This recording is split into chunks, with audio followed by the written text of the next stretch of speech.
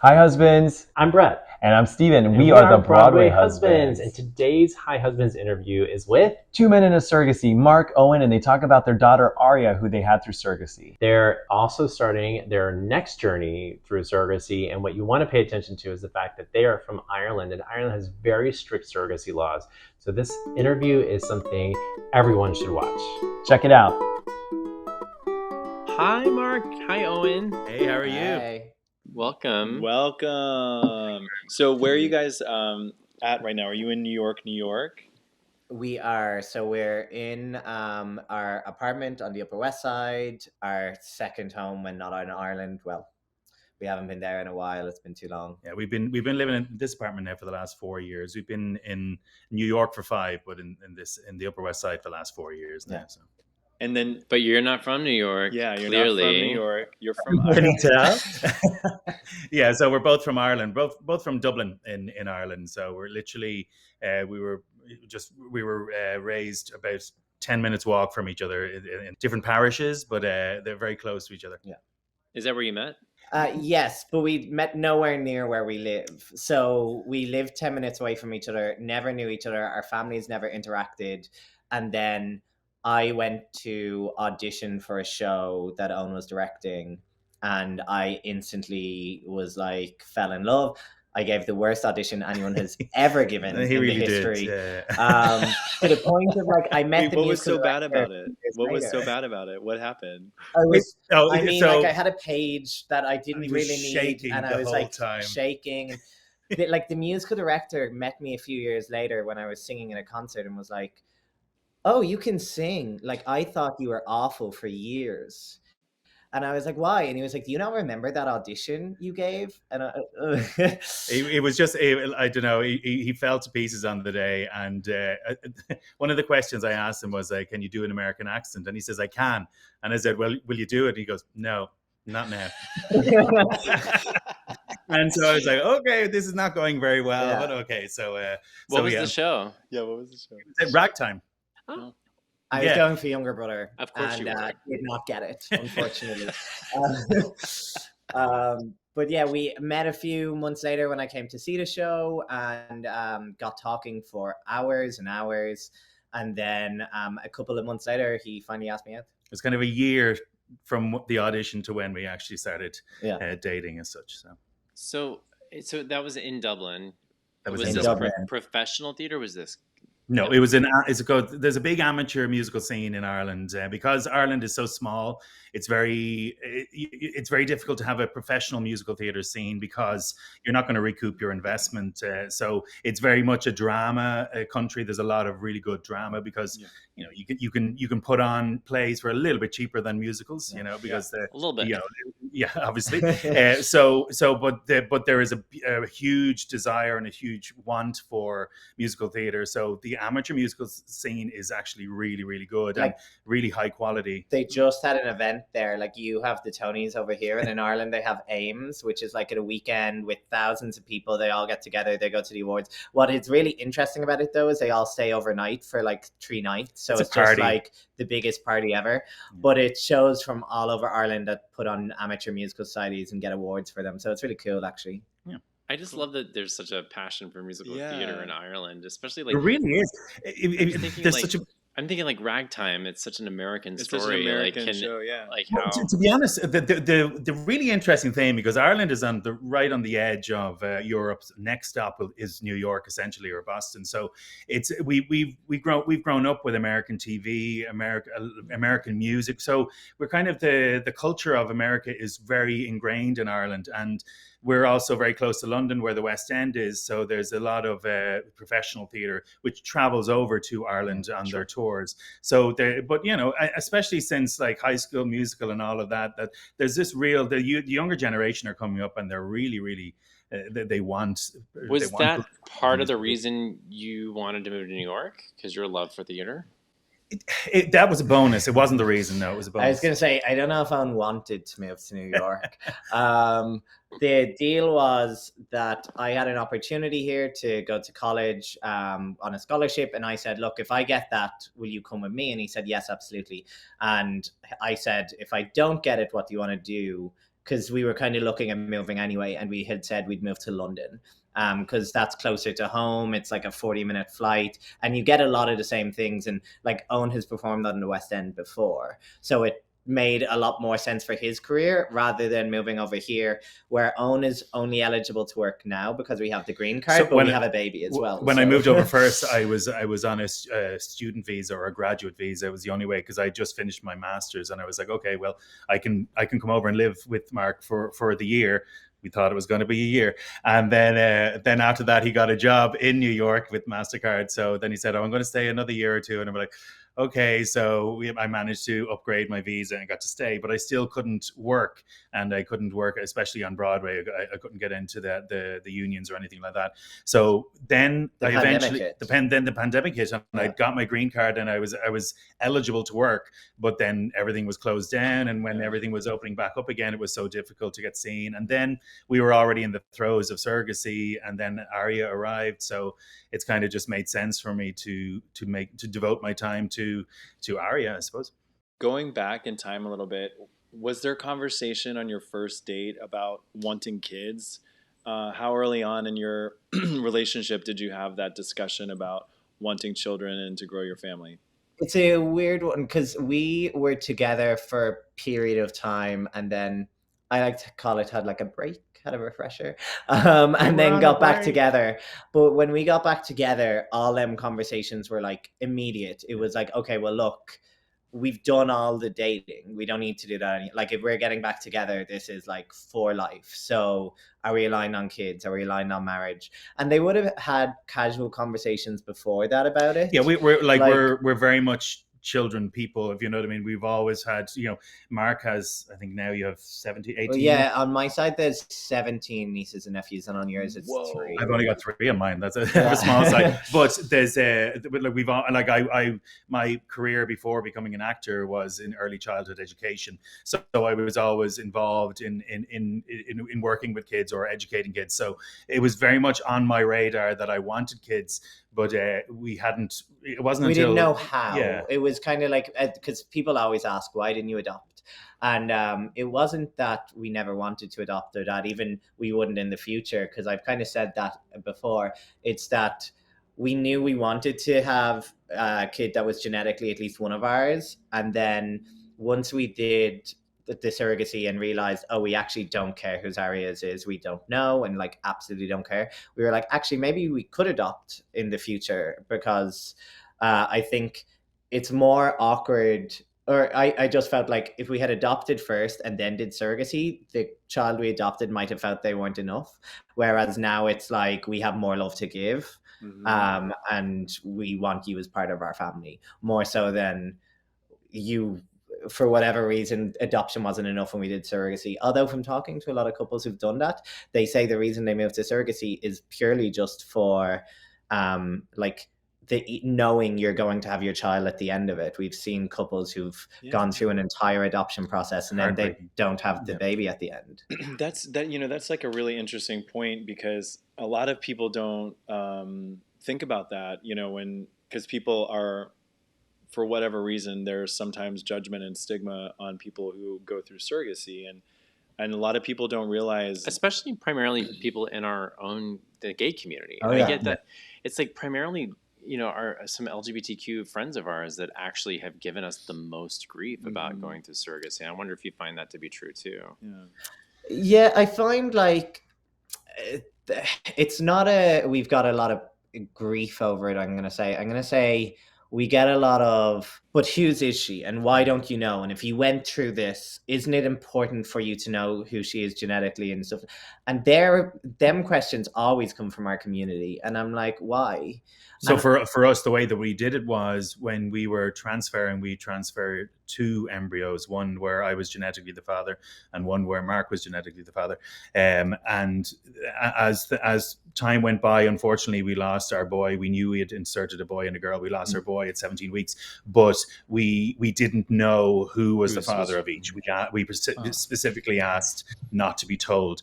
But ever since that, since Arya has been born, we keep getting people just asking, and it becomes a real kind of interest for them. Whereas interesting for us, we were always like, see, our number is 4. We want 4 kids. Don't ask why we're Irish. I remember you telling me that. I do remember you saying that too. Yeah. So we were always like, well, 2 where you'll be the father and 2 where I'll be the father and all that. That's very important. But then Arya came along and we do not care. And that has gone right out the window. We're just kind of go, let's just, whatever the strongest embryos are, that's what we're going to move forward with in our journey. Yeah. But it just, to everyone else, it became a huge Well, to thing. everyone else bar our families. I really thought our families would care, or that they'd ask all the time or something. And not one of them has ever asked. Like they all just like adore her, which is really great. What I find like interesting though, when we talked about the genetic thing, is now like obviously we follow a lot of couples online, and there are some couples who are super open about it and being like, this is my genetic child and this one isn't. And for me, I just couldn't imagine like if we had multiple children speaking about them like that, because I'm like, why do people need to know, and why am I separating you by genetics? Because it's all about the love for your child, and we just like are blessed with her, couldn't ask, like, love her so much, don't care. Yeah. I mean, it has been it's always an interesting thing when people say it, or people I think are so used to heteronormative family systems, so they just automatically go, oh, he looks just like you or whatever, and you're like, does he? Like, actually, what's funny is I had lunch or dinner with someone the other day who I thought was about to ask kind of like that question, like, whose is he? And he started off by saying, who do you think he is? Who do you think he is? And I was like, he's like, do you think he looks like you, or do you think he looks like Brett? And I was like, well, and then he answered the question. He was like, or does he look like both of you? Like when I look at my son, I see my wife and I see myself also. So like, he like, emotional? No, well, because I started to get uncomfortable. I'd like, I was like, oh God, here we go. But then sorry, I'm choking. But then he kind of like was like, oh, but I see there's like a little bit of me and my son and a little bit of my wife. So it was like, oh yeah, of course, there's a little bit of each parent in every child, no matter what, That's really interesting, because there are things we don't look at Arya in that way a lot of the time, but sometimes you'll see him be like, is she like does something like Owen will do it, or she'll do something like I will do it, and I'm like, God, she really picks up like our mannerisms, just from being around. And even we were saying this to one of our friends, and she was telling us that her sister, I believe, had used an egg donor and just didn't tell anyone because of her fertility problems. And basically everyone, like every single person, is like, that child is the image of you. Like, there's never been a child that looks more like their mother. And she's always like laughing to herself, and was like, oh, well, I just don't say anything, but it's funny that people see that. And I think a lot of it comes down to their mannerisms and what they pick up from seeing and spending all that time with you.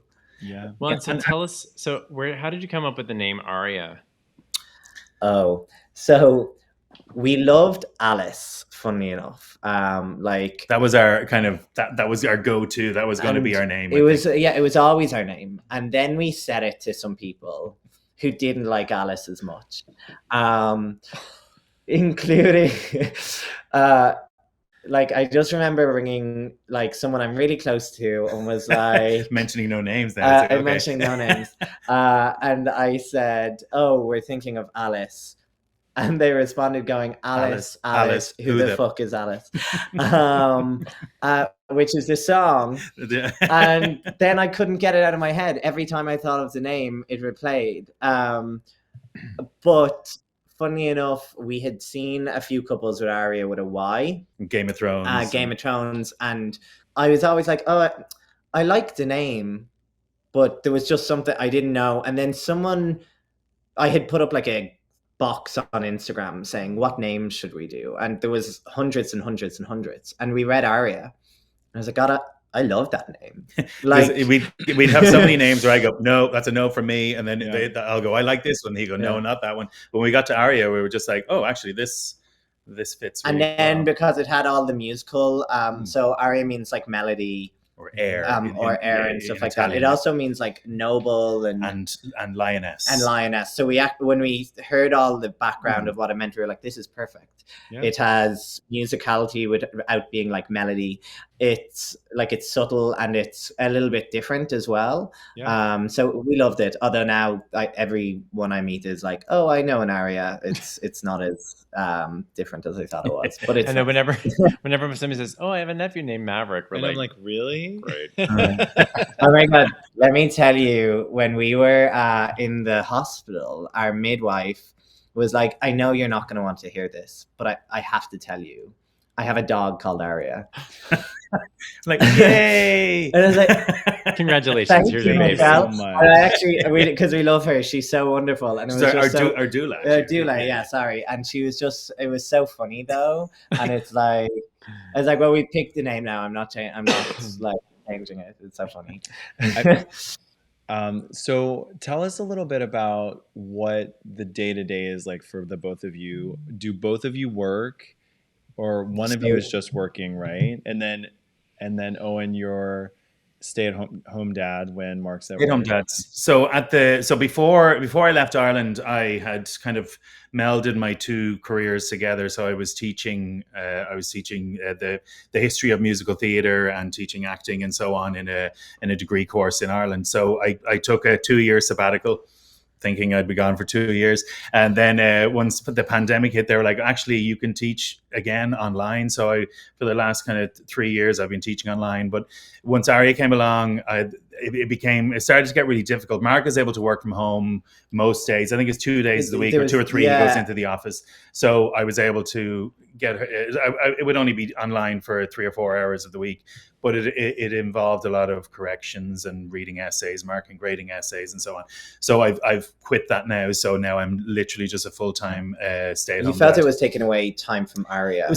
And it was making me frustrated about trying to do my job, but actually she needs my attention, and it was a bit of between a rock and a hard place, and I just said something's got to give here, and it was the job for when I say the job, 4 hours work, it wasn't like it was going to break the bank for me not to do it, but right. I'd done it more as a kind of a help, but I kind of didn't want to be teaching online anymore. I think that students deserve to have people in person in a college, so I was like, I think it's time for me to cut that cord.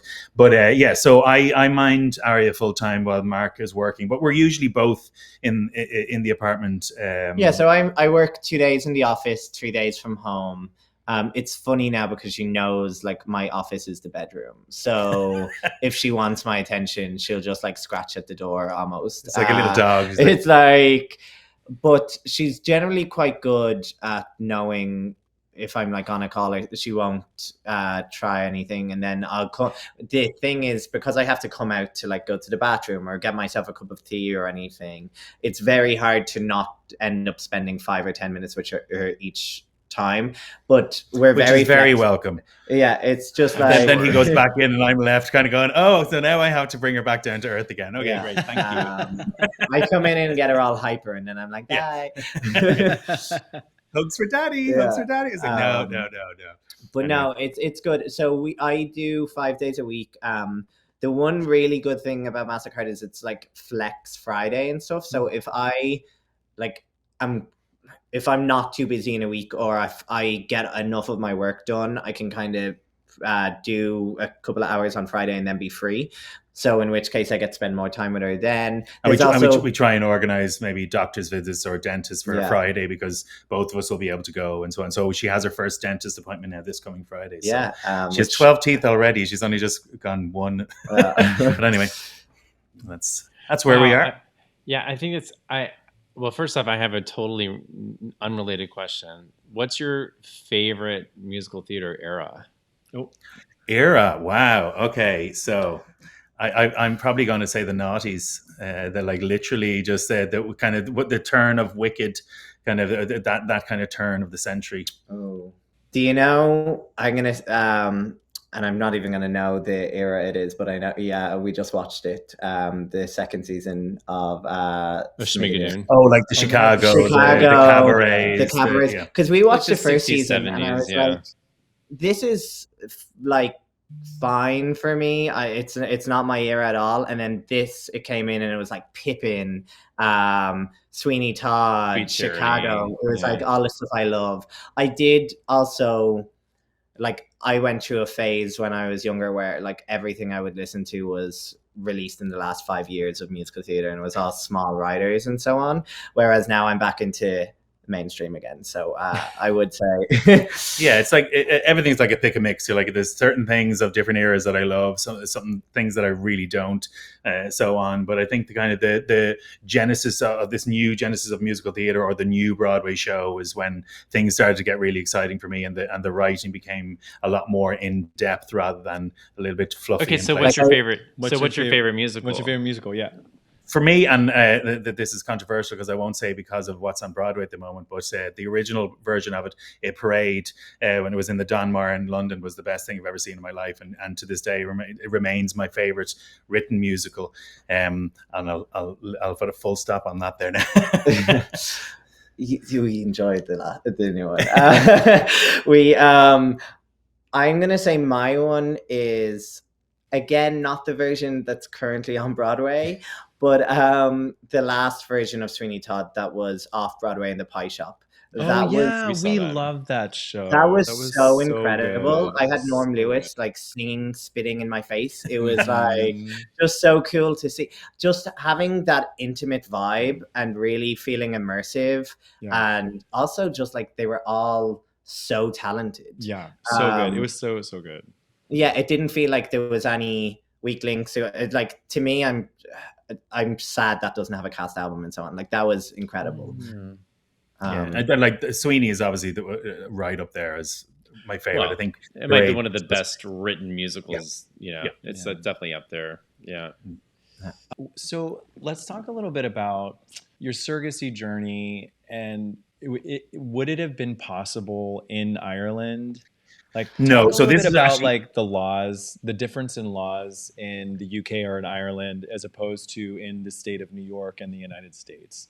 So this harks back to your original question, which was, had we discussed having children? And really, it wasn't on the radar for something that we could do, because in Ireland, there's such strict surrogacy laws that it wasn't even an option. And even if you were to go through adoption, the queer community would always be very low on the list of who was going to be accepted, or who was going to who was available, whatever countries were open. And then some countries would have laws against, they wouldn't give a child to a gay couple and so on. So you had to get approval in Ireland to adopt before you could even look at it to get approval in another country as well. So if we had wanted to adopt in America, we would have to have gone through 2 approval processes, an American one and an Irish. So it's like they give you a license at the end of it could take up to 5 years. They said Ireland has voted that you are fine for adoption to adopt a child. Now you have to go and find what countries are open for adoption. Because there's like zero. There's zero in Ireland. The only way there's adoption in Ireland is if it's a grandparent adopting their grandchild because of something that has happened to the parents of the child, or whatever it might be. So you weren't actually getting a child from a different family as such. It's so zero for gay couples, or zero? Pretty much zero across the board. Like any of the couples we know who've adopted in Ireland is all from other places. What happens to children who don't have parents in Ireland? I don't think it happens. It's not as frequent. I know that's such a general question. Be the 2 things that I would say, and one is Ireland voted in abortion by like 70-80% as a right.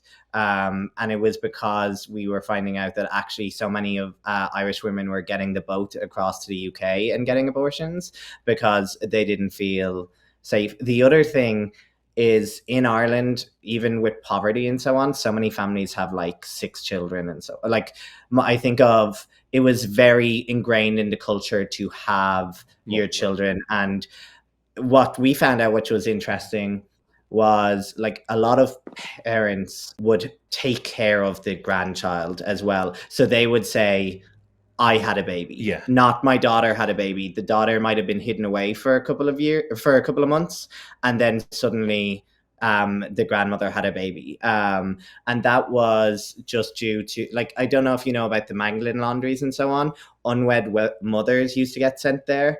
And so this is back when Ireland was under the real Catholic kind of dominion, and so basically, if you got pregnant out of wedlock, you were sent to a convent that was also a laundry, and you would work there while you were pregnant. And when your baby was born, it was sent to America and put up for adoption in America. Now, there's many films about it, and very big documentation about it, but it was a big thing back in the day, and I don't know what's happening now with the culture and how adoption's working, but definitely back then it was them children were sent to America, and the church were profiting off it. And then what happened in recent years, which is incredibly dark, was they unearthed like a huge grave where a lot of the babies were got rid of that they couldn't send to America if they had any defects. If they had it, it was. This is why Ireland has now moved on so majorly from the Catholic Church. We went from like one of the most religious places to, I don't know anyone who has that same religious conviction or feels like they have to abide by what the church says anymore, because it feels like they felt betrayed by it. Even like our parents and everything, although they're still very religious and would go to mass, it was never a question when we came out if it was against the church. They were like, the church will figure it out, they'll be fine. But going back to the original question, is I think a lot of the children who would usually be put up for adoption are taken in by their extended family as such. So it's very rare that I literally wouldn't know of anyone who was adopted who was Irish, if you know what I mean. So gay families in Ireland, their pretty much only option if they want to grow their family is to go to another country to do it. Yes. Yeah. So we have friends who have done private agencies in America. That's generally what, and Canada as well. And Canada as well. So they'll get approval in Ireland and then they'll go to America to do adoption. Whereas for us, but for surrogacy, surrogacy is very different. So what I would say there is surrogacy is completely unregulated in Ireland. And I know there are different laws in the UK, so I can't really speak to that. But what I can say about Ireland is, there are laws being put in place at the minute, and there's a lot of contention around them because they're basically saying you can never pay a surrogate to carry your child and so on. But what we're pushing for is basically you're basically sending us to America to say you can have your child there through surrogacy in a completely compensated model, where it's so rare to hear of anyone who is doing it for free, especially when you don't know them. Yeah, if it's family or someone or a friend, is different. So, and they're not allowing surrogacy in Ireland, so it just doesn't work. It doesn't make sense. But what a lot of people's options are for straight couples, they have been going to the Ukraine and a few other countries because the laws allow them to do that. And then when they bring the baby home, there is legislative issues in terms of two things. If a woman is married to someone and has a child with someone else, their husband is put on the birth cert automatically. And not even if they were in like abusive relationship or something, they have to get him to sign off so the other person can be on the birth cert. It's very outdated. Some of the laws are still held back in the day of Catholic Ireland, and it's very it's a husband and wife, and that's it. There is no other option. So then for us, because we have an American birth cert that says two dads on it, which is totally legal, everything is totally legal, everything's fine over here, we have all the legal documentation, they don't recognize it. So they would create a new birth cert for Arya, and they would say, who gave birth to Arya? And we would say, well, Haley gave birth to Arya, she's our surrogate. But she's not genetically linked at all. Arya's mother, because there's an egg donor. Yeah. And then you look at that and they go, is she married? And if she was, that person would be listed as the father. She's not, thankfully. So she then would sign a piece of paper saying Mark and Eoin are going to get a genetic test to find out who Arya's is. So they'd make us figure out who the father was. And then that person can get rights as the father, but the other person can only ever get like guardianship rights till they're 18. So it affects so many different things. And that's the only way to get Arya an Irish passport as well, which she currently doesn't have, because there is no way I am testing to find out who she is genetically. And if I have to go to court for that, absolutely. Because my point about it is a straight couple, if they did it, and I don't know of anyone who does this or has done this, but their birth cert would be recognized because it has a man and a woman on it. So they would just convert that to an Irish one.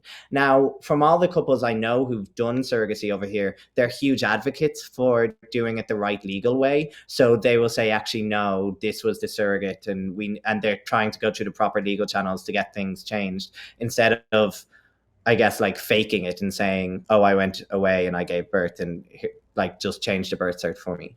But like my point is, unless they're testing every single like person who has a foreign birth cert, it's just discriminatory against gay people. What? And basically saying, go ahead. Oh no, I was just gonna say, where was Arya born? Like, what state was she born in? Like, how was that process? Like, much easier. It was obviously much simpler for you here in the U.S. Oh, absolutely. Oh yeah. So yeah. So talk a little bit about, what state she was born in, and a little bit about that process. And so yeah, when we started out, obviously you don't really know much when you're starting out. You're kind of figuring it out. We did an independent journey, so we really had to figure out everything ourselves. And we were very lucky in that we had watched a video podcast about a guy in Texas who Steve, sorry, Steve Novella. Yeah. He is like a news anchor on Fox. For Fox, actually, funnily enough. And ended up being like super liberal and super cool. And basically I put up a post saying, we're starting an independent journey. Here are a few questions that we just can't find the answer for online. Does anyone could anyone explain these steps? And then he reached out just out of chance after we'd watched the podcast and said, here's my number. Give me a call. Yeah. We just went through an independent journey. He made everything just seem so doable or so possible. Was so lovely about everything, and just honestly made it so much easier, answered all our questions. So then I had kind of a checklist of, here are the steps we need to go through to make this happen. So we created our embryos first. Yeah, we had to find our surrogate first. Was that so? That was the. We were looking for her while we were making our. So we had to find our clinic. We had to interview and find out which doctor we wanted to work with, and so on. So we ended up going with American Fertility in Connecticut. Yeah. And but we were looking for our surrogate, and you can go to different agencies and whatnot. But Mark kind of saw on Facebook there was a few different groups. So basically there was one called Texas Surrogacy, where a lot of people were answering questions, and they had actually told us that's where they found their surrogate. And I was like, oh, I'm just going to look at this and see. Yeah. So this person, Haley, who we didn't know at the time, had commented on like one or two posts saying, I've gone through 2 surrogacy journeys. Here is my advice of what to do. And was like, and then she had mentioned on another one, and I think I'll eventually do a 3rd. So I just messaged and was like, hi, so sorry to reach out. I see you mentioned wanting to do a 3rd journey. Would love to talk to you about it. Would love to FaceTime. So we FaceTimed her. So just to pause that there for a second, the reason that we were so desired her and so on is Mark is very good at doing kind of Facebook research, and people can say things. I didn't want to say the word stalking, but so people can say one thing about how great they are or how they believe in this and that, but actually if you look back on their messages in different groups and whatnot, you can find out actually there was a lot of people who would reach out and there. Say they had like a super easy journey. And then you would look back at like questions they had in groups, basically saying like, I had the most horrific birthing experience, or I no longer talk to the parents, or we fell out over money. And just like red flag, because I'm like, it's not always someone's problems from the past, because they could have been in a toxic relationship with parents who are just awful or something like that. That's not their fault necessarily. But I don't need you to lie about it. Like, I'd prefer you to just be upfront and say, hey, I've done 2 surrogacy journeys before. One was incredible. I love the experience. The other one was not. Whereas Haley, like, everything she said was totally honest. And she had said, like, oh, I had done a journey with these parents, and I had done a journey with these parents. And one of the reasons I'm looking in America now is because they're based in Spain, and the timeline was really difficult to manage our communication and stuff like that. So I'd prefer someone in my time zone. And I was like, oh, great. Okay, well, we're an hour apart, so it's not really an issue. And we just got on really, really well because she asked all the kind of questions that were really important to her, but actually they matched our desires as well. And because she always said it was y'all's baby. It's y'all's baby, so whatever, and she kept saying that, and we were kind of going, okay, this is lovely. That I like that she's aware of this dynamic, but she's also, but I don't want you to disappear. I want to be not involved in the children's lives, but that I'm, that I can see them grow. And she said that's what she wants, even if it's just through Facebook. And we were kind of going, oh, we want you to be present because there's going to be no anonymity in our journey at all. We want Arya to know exactly who was involved from the start, so that when she does figure it out, which is going to happen very soon because it's pretty obvious, but that we'll be able to go, well, Hayley, and the egg donor as well. Because with our egg donor, she's known to us, and we obviously know her name and text her and everything like that, but we had very specific contract provisions to not ever mention her name and so on, especially because we're so public about everything, which we're super happy to do. And we text her on Arya's birthday, and she was like, she's gorgeous and so on, and she's great, but that's about the most interaction we have with her at the moment. And I think she's happy with that, we're happy, and if Arya wants more, we'll let her as much as she wants. But that was the long answer we chose Texas. We chose Texas. Yes, Arya was born in Lubbock, Texas. You can cut out the rest, and that's the we do talk. We are sorry. Well, just for the, I'm really curious because I really want to. We can talk surrogacy for hours, and we can talk about family building for hours. But I really want to know more about parenting, and for you, what has been the biggest challenge for you both personally, maybe even as a family, as a couple, that you maybe didn't expect or learned about each other through becoming a parent? Mine is going to be, don't say, maybe if you do it this way, this would work. She doesn't like it when you do that. Yeah. It's basically don't give advice. Kind of let them figure it out themselves, because that's when the condescending. Oh, I see looks. I see looks. No, something because things I'll do that will work for Arya will not work for Eoin, and things Eoin does that will work for Arya will not work for me. And it is very hard sometimes to not just go, but just try it this way. Just try it. So just refraining from that and letting each other figure out what works for them is what I learned the most. Also, that if I'm hungover, there's nothing I love more than baby cuddles, which I didn't expect. For me, I don't know. It's again, all my experience has been with kind of 4-year-olds, kind of older, so at least there's reasoning. So right now I'm really finding that there's no reasoning going on. Quite difficult. So I have to remind myself to be patient. I have to kind of just take a step back and kind of go, she's not doing it on purpose. She's not trying to annoy you. She just doesn't understand. And so there's days where my patience is very kind of on the edge, that I kind of go, I have to really just remind myself to so that's a lot more difficult, because I thought, I'm going to be great at this. I've got dad written all over me. I've been working with kids for years, but it's very different when it's from morning till night, and you're just so that is tough. I wouldn't change it for the world, but it is tough. She's also a toddler now, which is so much harder. I feel like no one told us that. Everyone was like, oh, the sleepless nights and so on. That was for us now. She knows exactly what to do. she'll go over, put a hand on something, and then just look at you, and you don't want me to touch this, do you? And you're just like, no, I don't. And she just so she's starting to develop her personality now, which is really lovely. But it's really testing testing the patience. It is. It's definitely challenging. I forget how close in age they are. Yeah. She's how many months now? She's She'll a just year be and 30, a half. yeah, No, she'll sorry, be not a year and a half. A year and 2 weeks. Half no, a month. she'll. I think. Well, yeah. What date are we on? 20. Oh yeah, you just had the next week. birthday Yeah, party. yeah, So, so so say she's 2 a weeks. month on the On the 3rd. On the 3rd. So She'll she'll be be 13 months on the 13 3rd months. of July. Yeah. The toddler, the entrance to toddlerhood. It has happens been fascinating. so quickly, and all Unreal. of a sudden you're like, "What happened? We have a toddler." And Is she walking yet?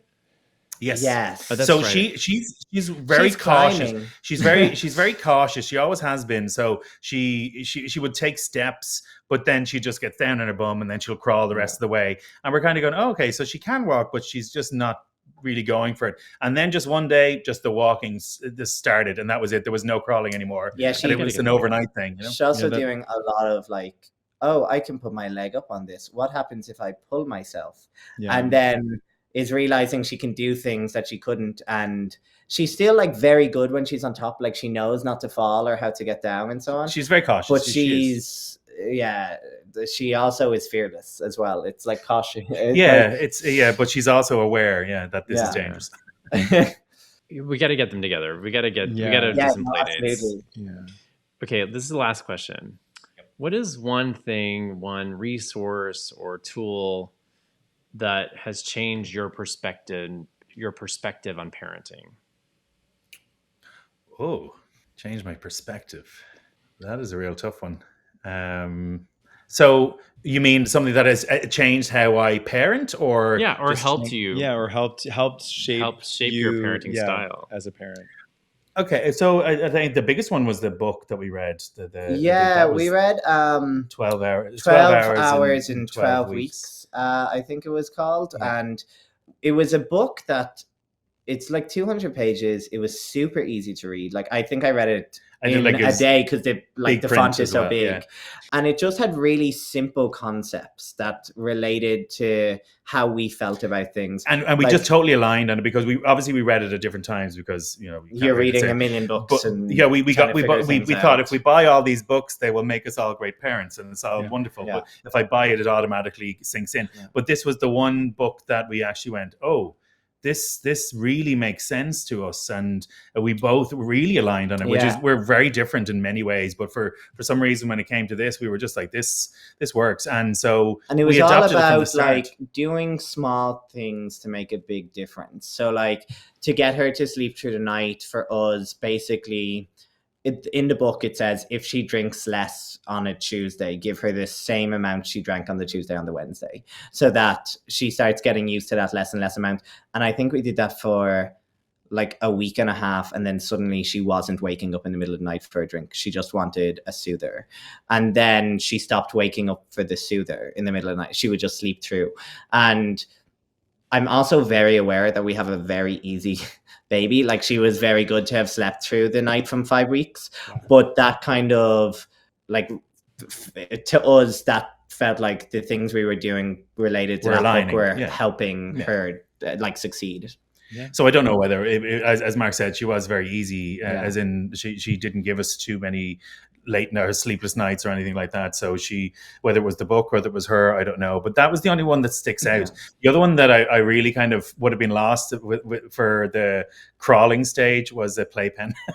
And I was just like, I didn't think that I'd want a playpen, or as I called it, the cage, because it was just like you could just leave her in there and you could get something done. But now, obviously, once she's walking around, I don't want her in a playpen. I want her to discover the place. Our apartment wasn't big enough for like a big playpen either. So it was like, as soon as we felt she wasn't enjoying it anymore, she didn't feel it was her space, she felt like she was almost excluded from ours, which was the thing, because our apartment is so small, she could see everywhere, and she was like, well, why can't I go everywhere? So then we decided to baby proof everything, which didn't work because she started pulling the things off and trying to eat them. But what I learned, what I learned from that is you just have to let her discover, and then once she sees that it's nothing new, she kind of leaves it alone then. So she's she knows the apartment so well now that she's actually not doing the things that she was doing when we had her locked up. That she was like freedom, so she was going to everywhere, and then that exacerbated my worries. Whereas actually letting her out and just letting her just have the run of the place, she's actually gotten so used to it that she's not bothered by the things. The one thing that wasn't a tool or resource, though, that I think I've learned the most and was super important was every parent has their own style. And there are some things you will agree with and some things you won't agree with, but find your own style. And whatever works for you and your family is You're enough. talking about advice. Like, as in, I just think of, like, for us, like, I think we got gifted 5 sound machines that people were like, this was a lifesaver for us. Change your life. Arya has never liked sound machines. It's not her thing. She just goes to sleep with the noise of the TV, or with us talking in the other room or whatever, which makes a situation like this where she's behind a wall over there and can probably hear our entire conversation but is sleeping through it be really easy. And it's great. But I know from the hundreds of other parents who use sound machines, that doesn't work for everyone. So it's like, whatever works for you and your family, just make work, and don't feel bad about it. Don't get drawn into you have to do everything. I think that's such great advice, because it's so hard because you're just trying to figure it out, and everyone has an opinion. Today we were at a store getting food, and a homeless man proceeded to give us parenting advice. He was telling us that he had 16 children. So you will get unsolicited advice from anyone. Even people on the street. Just the most random people. Anyone. So that is a homeless guy gave me advice actually on Father's Day, telling me he had 2 daughters and that I needed to watch my daughters because of all the people out there who like to sexualize young women. And I was like, oh, okay. This is a conversation I didn't expect to have at a subway station at 10 a.m. Yeah. Anyway. Well, you're heading towards having your second of your 4. Is that true? Yeah. So we implanted 2 embryos like 2 weeks ago now.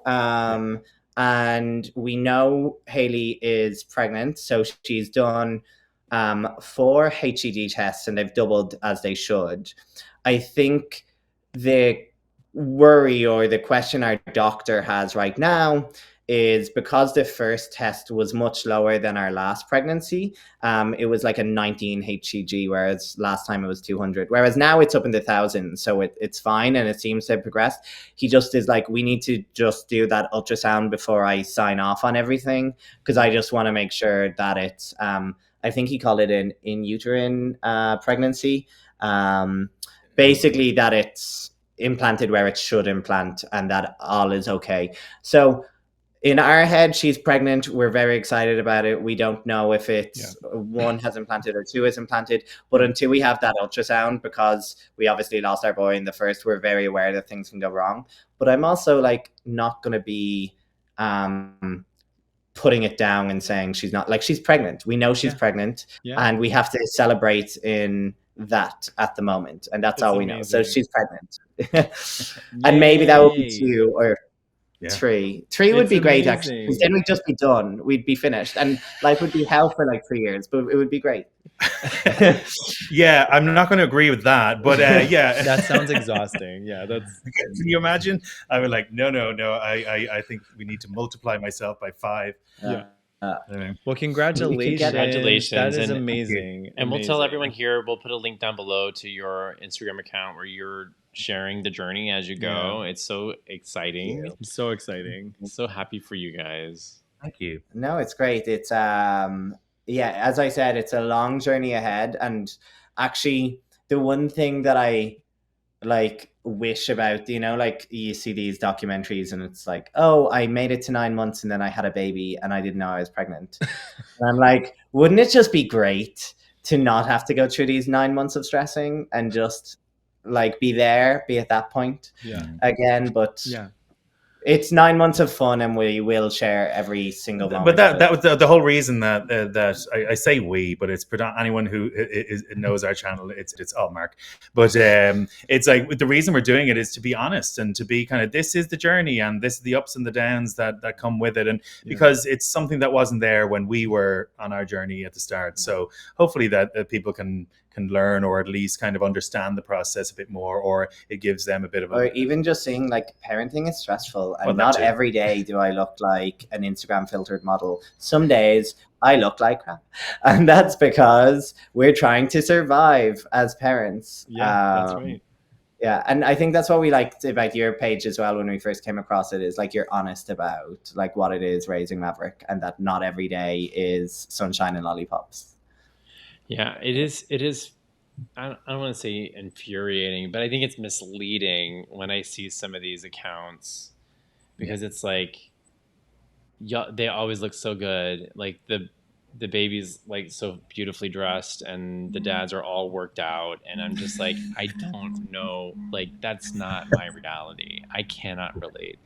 And it's not like that behind the scenes. It's hard, especially as they're getting older right now. I mean, we had a moment this morning, and I'm sure you can relate, where we were having a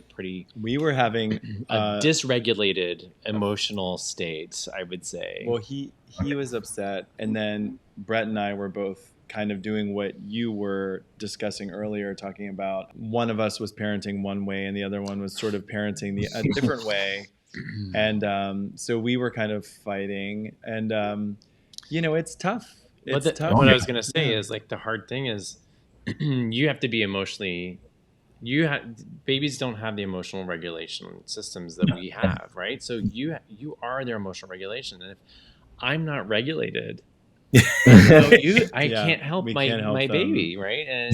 And there are days, because you're a human being, where you're gonna wake up angry, or you're gonna have sad, you're gonna be sad, and or whatever those things, and it's figuring out how to create space to have those things. Absolutely. Or even, I'm making your lunch right now, so I need to be able to make that lunch so that I can help you be happy. But you're not letting me make your lunch. Yes, exactly. I need to step out and make the lunch. It's a fascinating journey that I think that until you experience it, it's really hard to really understand. But it is so nice to see people share it. Yeah. Yes. And Similarly, that's the thing, is like, even the any of the accounts I really follow are just ones that I like the reality of it all. Like, I don't want to see you running at 5 a.m. with your top off and your child in the buggy, because that's not a realistic for anyone. Like, I'm sorry I'm sorry, I don't mean to offend you, but that's just what I do. No, in fairness, it is someone's reality, and I'm sure. But I'm not going to feel bad about me waking up at the exact same time as her and getting out of bed tired and like getting through and waking up with her and having all them moments together, because that's our routine, and everyone's routine is different. And it's like, I think putting this show on, as you say, with perfect clothes all the time and everything perfect, is just it's not real. And look, I'm sure some people want the Barbie lifestyle. It's not the perfect lifestyle I want, which is why apparently the new movie is about her breaking free from that. Segue. Yeah, I feel like I'm advertising. It's sort of like Once Upon a One More Time, the new Broadway show with the Britney Spears. Similar. It sounds similar. Yeah, exactly. Well, we just adore you guys, and we can't wait to come hang out in Central Park maybe next week. Yeah, absolutely. Yeah. And actually, I wanted to ask you so many questions, so we'll just do that offline. We'll do that together. Maybe we can figure it out next week. Thanks for watching. Make sure you like, subscribe, and share. And we'll see you in the next video. Bye, husbands.